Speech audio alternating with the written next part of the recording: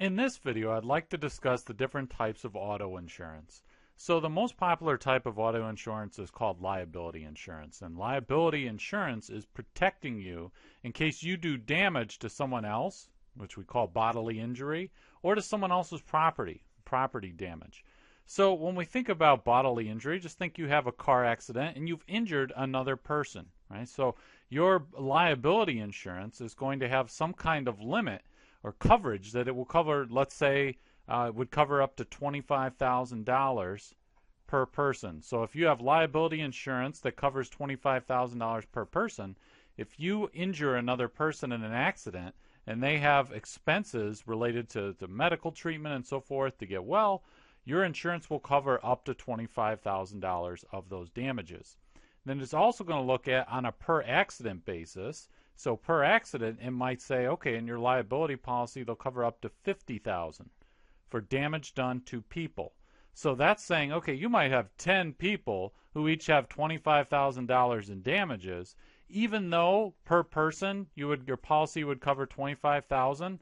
For the whole accident, they're just capping it. The insurance is saying, look, we're not going to pay out any more than $50,000, no matter how much damage you do. So you can go and say, well, actually, I want to buy more liability coverage just to make sure in case I do a lot of damage to really injure some people and so forth, that I'm completely covered.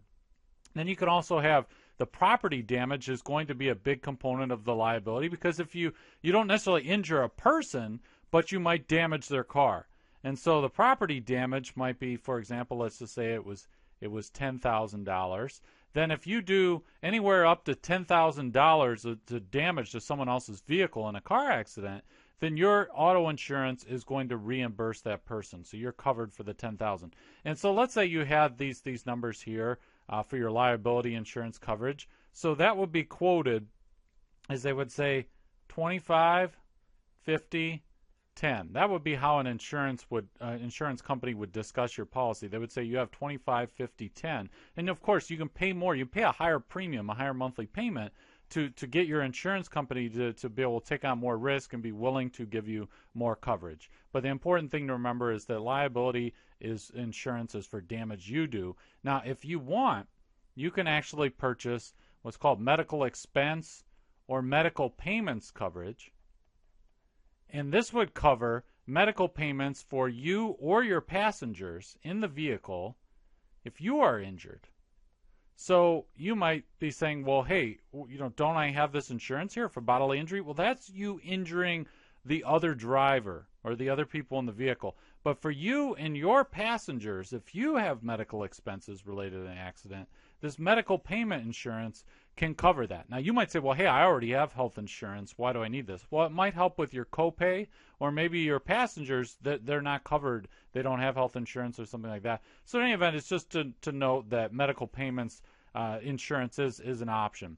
So liability and what's called uninsured motorists are normally what we call as a mandatory minimum. So these are mandatory, and it's not in all states. Okay, so we'll just say most states. Some states don't require auto insurance. They have different rules. Well, in most states, you have to have some kind of liability coverage, and a lot of time you have to have uninsured motorist coverage. Now, what uninsured motorist coverage is it's different from liability in that it's covering you for damage that uninsured people do to you. So, for example, you might live in a state where maybe 20% of the people where you live are uninsured. Right? So that means they're driving around, they don't have car insurance. And so you're saying, hey, I want to take out this policy in case that person hits me. It's not like they're going to have some liability policy that's going to reimburse you for the property damage and any injuries you suffer. They don't have liability insurance. So you're saying, I'm going to have this uninsured motorist insurance to protect me in those cases. And you'll actually also have what's called underinsured in motorist insurance. So this underinsured is a similar principle to uninsured motorists, only it's saying if somebody has a really low policy where they don't do, maybe it only covers $10,000 of property damage, but they did $15,000 worth of property damage, then that underinsured motorist insurance will kick in and cover that gap to make sure that you're insured. So this is when we typically think of mandatory insurance, we're definitely thinking about liability and usually uninsured motorist insurance as well. But sometimes people will want even more insurance than that. For example, you might have heard of collision insurance. And so collision insurance is basically there's been some kind of accident. And so as a result of the accident, there's been damage to your vehicle. But we're not going to say, if you have collision, we're not going to say who's at fault. It doesn't matter. There is some reason there's been damage to your vehicle and you need it repaired. For example, if you caused the accident, right? So liability insurance, if we kind of go back here, liability insurance is causing damage you do, but to somebody else's property, right? But what if you do damage to your own property? What if you are at fault? Then you can't rely on the other driver's liability insurance to cover you, right? If you cause the accident and you cause damage to your vehicle and you have a $15,000 vehicle, you're going to say, hey, I want my insurance to cover this. Well, this is collision, right? So collision, when we talk about people saying, yeah, I'm fully insured and so forth, they're usually thinking that they're beyond liability and they also have collision. And so collision is going to require something called a deductible. And so a deductible, let's say a deductible was $500. So with that $500, what it's saying is that the insurance company is saying if you were to make a claim for collision, whatever happened, you have to pay the first $500. So you pay first $500, and then we'll pay whatever the balance is, but based on what our policy is for that and how much coverage you have. So you might say, this is weird. I'm getting insurance. Why am I having to pay them any money? What is this deductible thing? Well, basically, if you didn't have a deductible, let's say your deductible was $0, then every time, let's say you had a tiny little fender bender and there was a little ding, and the mechanic said, yeah, I can pull that dent out for $150. It's really cheap. It would really be easy for me to do that.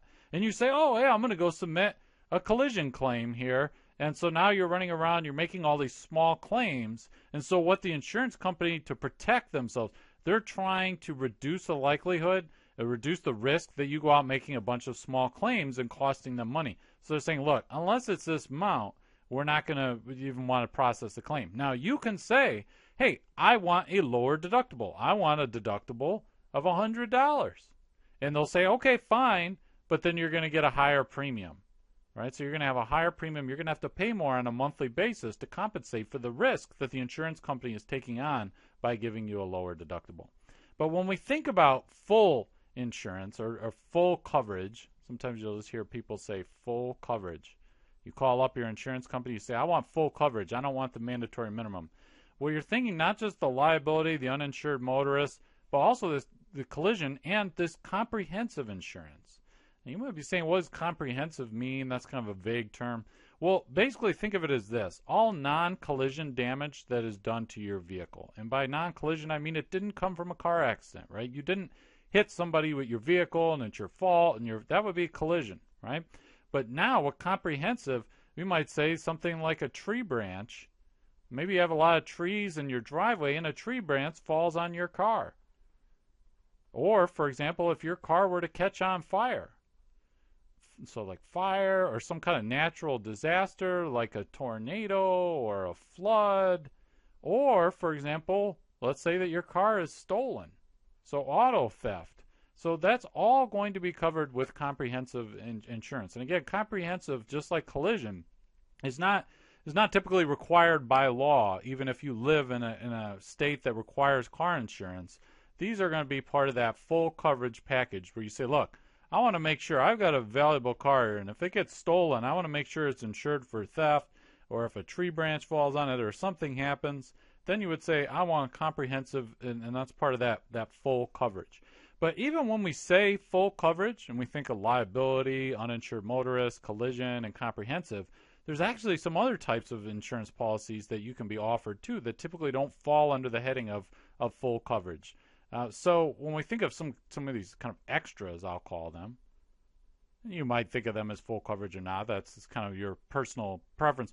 But towing or emergency road service can be had for usually a very, very economical price, and that's going to help you if there's some kind of a breakdown. For example, you're on a long trip, you're driving 300 miles, you're in an area where you don't know what the local mechanics, who they are, or where you even are, other than the fact you're on the expressway. You break down, you say, I'm in trouble, and you might have a 1-800 number you can call, and they will get you a tow. Instead of you having to look around for a tow truck company or something like that and then paying them maybe a really high rate, you say, look, I already have this service. And even this, it's beyond just towing. So, for example, if it's emergency road service, they might even come and help jumpstart your battery, right? So if you need a jump start or something like that, or you just have flat tire, some kind of issue, you just call the number, and let's say it's an extra $25 every 6 months on your policy. It might be nice if you have the money to have a little extra peace of mind. Also, you can get rental car reimbursement. So if you have multiple vehicles or you're married, you have several cars, this might not be as important to you, but in some cases, if you're really just dependent on that car and the car needs to go to the mechanic for a while, there's some kind of issue, and so the car insurance none of this insurance is going to cover the cost of the mechanic, but what they can do is say, look, you might want to rent a car while the car is at the mechanic, and we'll reimburse you for those rental car costs until your car is improved. So that's another type of insurance you can get, and you can even, in some cases, some insurers will insure you for lost wages, and this lost wages would be not if your car broke down, but if you're injured. If you're injured during an accident. So if you're injured in an accident and you're not able to work, maybe you can't work for 6 weeks or something like that, you have some kind of lost wages insurance, that can actually help you in that